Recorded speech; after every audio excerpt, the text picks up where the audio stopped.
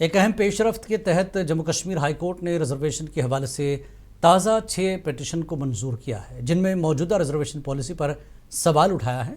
अदालत ने सरकार को अपना मौक़िफ़ रखने के लिए 4 हफ्ते का वक्त दिया।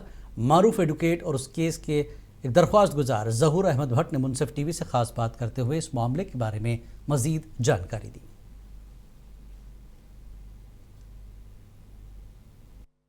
कल लगा था केस हाईकोर्ट में Zahoor Ahmad Bhat versus union territory of Jammu and Kashmir, before division bench के पास लगा था।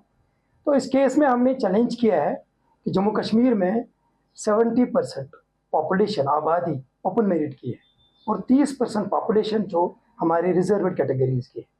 लेकिन जो रिजर्वेशन पॉलिसी 2024 के तहत 30% पॉपुलेशन को 70% रिजर्वेशन रखी गई है जॉब्स में, गवर्नमेंट सरकारी मुलाजमत में और एजुकेशनल इंस्टीट्यूशन में, तालीमी इदारों में।